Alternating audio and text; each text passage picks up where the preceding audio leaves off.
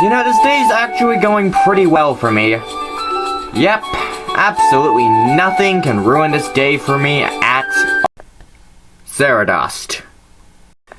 Can't I have one fucking day on my computer screen where you don't try and give me a bad video to watch? Can't I have that? Do you think I want to be here giving you shitty videos to watch day after day? Well, no, not really.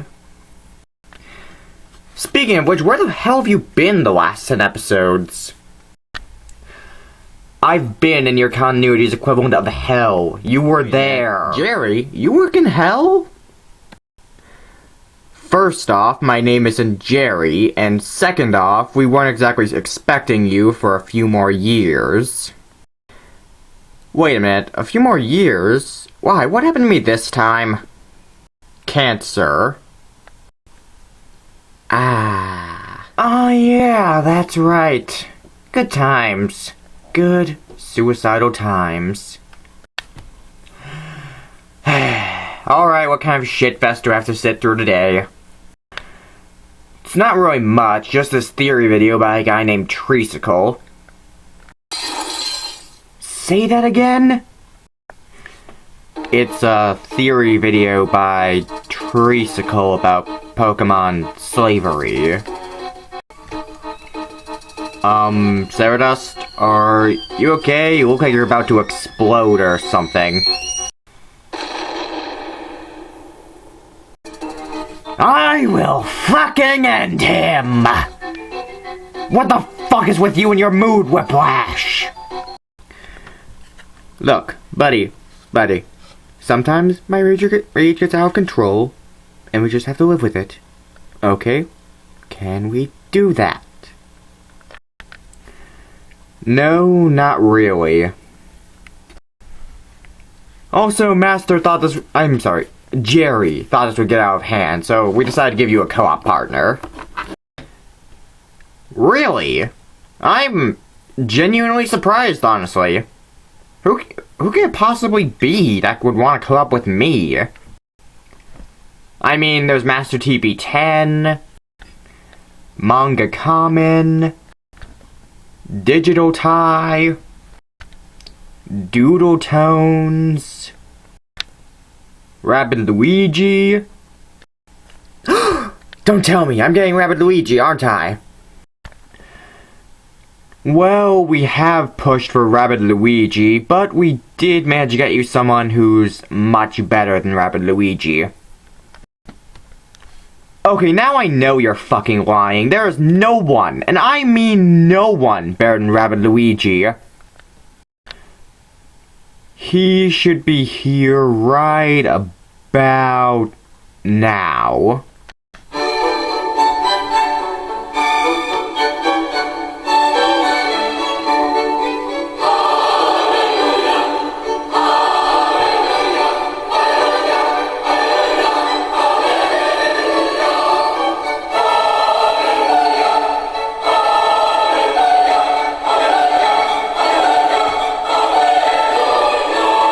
My God, it's the legendary Finger, a being said to exist outside of our world, but yet able to interact with it. I never thought the rumors were true. Oh, but they are. Haven't you seen your third commentary again? I believe you will find him if you look again.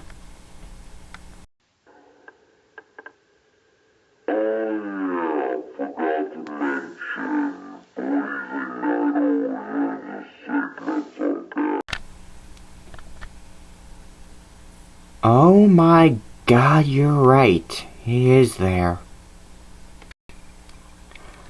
Well then, nice to meet you, Finger. How do you do today?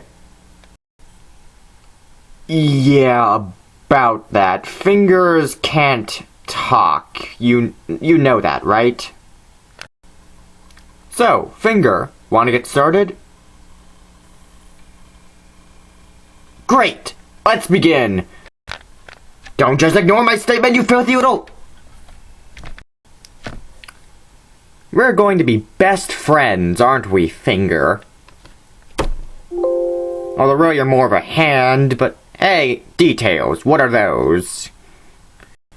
Treesicle. They are a theory channel. They do theories on video games and anime. Pokemon being one of them. That's the video we're talking about today. Let's get started.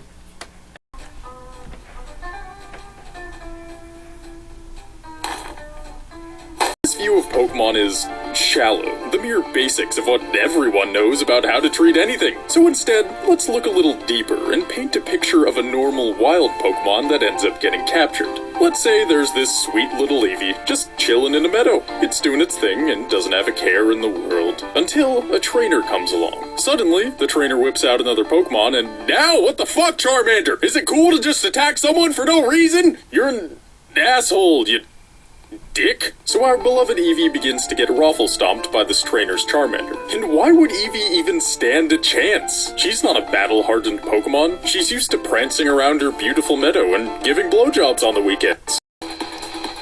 Okay, let's just go by the logic of the games, because from what I can tell so far, that's the logic he's using, so I'm gonna use it against him. Okay, judging from the fact that in the games, most Eevees that are found in the wild are level 20 at a minimum, I'd say be able to take on a level below 16 Charmander pretty well. Prepared for this fight. She tries to escape, screaming as fire blazes around her, scorching the very earth Eevee stands on. She's trapped by fire. The walls of flames draw closer, consuming the meadow underneath. There is no escape. Eevee closes her eyes shut as the fire spin licks at her fur. After getting beaten to a pulp and inching towards death, the trainer throws a Pokeball at her. Our poor, tired Eevee fights to escape the ball's plasmic grasp, but to no avail. All resistance has left her. The struggle is over. She's been captured. Eevee cries as she slowly faints into the darkness. Tired and beaten, alone and enclosed in a tiny ball, unable to say goodbye to the only home she's ever known, Eevee now belongs to this new trainer. And after all that, Eevee is expected to just obey. The next thing she knows... Hey, you know there's this theory that the reason the Pokemon give in to the Pokeball in the first place is because the Pokeball is designed to simulate the environment of the Pokemon you catch with it. It's a bit of an outlandish theory, but it's better than what you're providing. Beaten, alone, and enclosed in a tiny ball, unable to say goodbye to the only home she's ever known, Eevee now belongs to this new trainer. And after all that, Eevee is expected to just obey? The next thing she knows is the sight of a bright, bright light. She wakes up. The dull beep of a heart monitor stands idly by like a lone guardsman for the only door. A noise, the shuffling of feet. And suddenly, a new person. Not the trainer, but some woman with wildly pink hair starts to... She's injecting me! The drugs begin to take hold. Eevee drifts back into a troubled, unconscious state. Some unknown amount of time later, Eevee awakens once again. She feels better. Her wounds have healed. Yet the emotional trauma remains. The pink-haired lady picks Eevee up and gives her back to the trainer, who puts her away until it's decided that there's a use for their new Pokemon.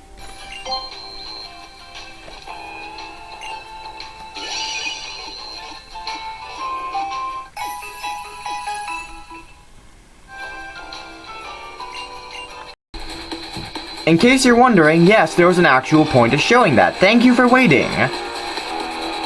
They are put into the machine inside the Pokeball and are healed via that. Now I know what you're thinking, Ceradus, this is more of a nitpick. And yes, while it may be more of a nitpick on my part, remember this entire shtick he's going on about how Pokemon are being tortured to be put into these Pokeballs.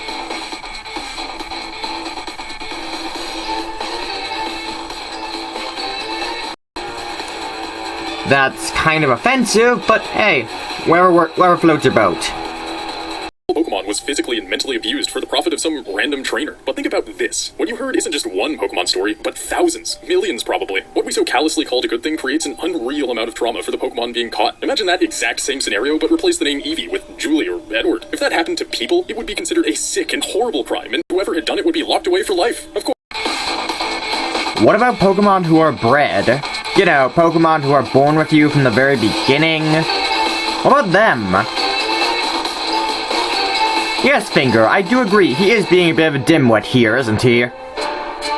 Of course, that kind of thing would never happen to people. So let's get back to Pokemon. Remember, good trainers are supposed to be in touch with their Pokemon's emotions. That's the overarching truth that gets pounded into our skulls with the release of every game and the arrival of every champion. Above all else, a strong bond between Pokemon and person is what creates a good trainer. So I have to ask, how is it even possible for us to create that type of bond when we're mentally scarring Pokemon the first moment they interact with us? Well, considering other Pokemon games have been looking at this more from their side as well, considering Sun and Moon starts off with a starter also deciding whether or not it wants to go with you or not, and the Legendary of Sun and Moon, depending on version, will choose to go on an adventure with you. So, yeah, I'm pretty sure it's also their choice as well. Otherwise, they'd just be rebelling like Ash's Charizard did back in the Indigo League. You know, back in Season 1. Doing is putting an animal into captivity. We're capturing a creature against its will and forcing it to do our bidding. You know, there's a name for that.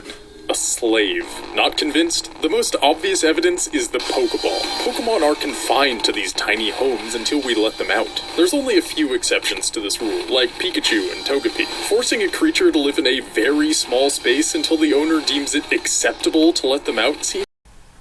Slave. Noun. A person who is the legal property of another and is forced to obey them. You know, when you actually look at Pokemon, and Sun and Moon especially, with the emphasis on taking care of them in order to have them do better in battle, it seems like they're trying to imply that the friendship between you and the Pokemon is friendship, not slavery.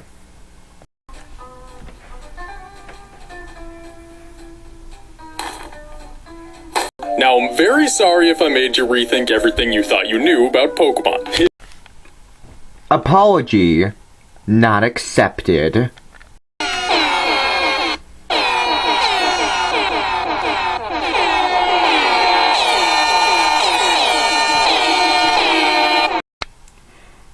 You know, Finger, you make some really good points. We should hang out sometime.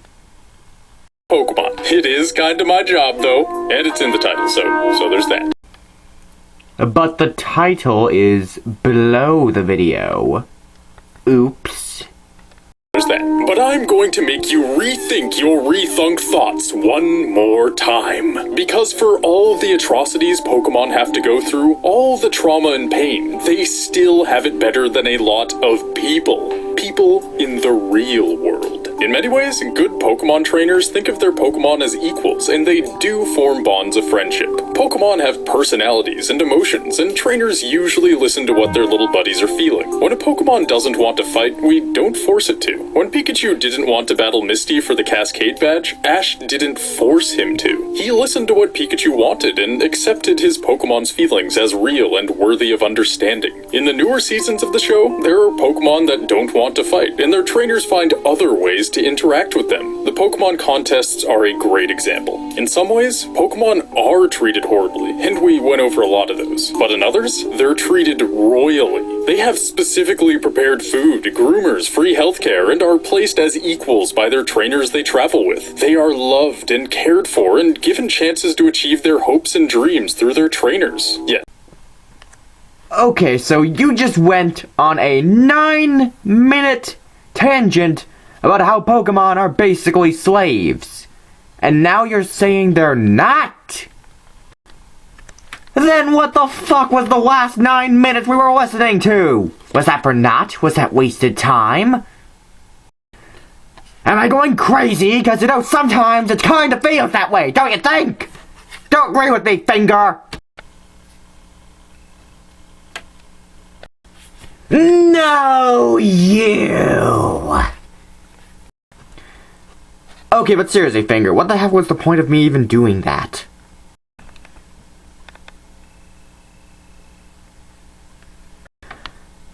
I feel so enlightened now. Thank you, Finger. You have shown me the path to true happiness. At the end of the day, Pokemon are forced into a type of slavery, but it's different than the kind we know in real life. Despite being captured and held against their will, You know there are some Pokemon who choose to work with their trainer? You gotta ignore that? Yeah, okay. Pokemon have rights. Good trainers listen to their needs and act on them, and that's more than we can say for most slaves. But if you remember, the original question wasn't, are Pokemon free? It was, what does freedom mean? Freedom. Noun. The power or right to act, speak, or think as one wants without hindrance or restraint. I think I just answered the question for you.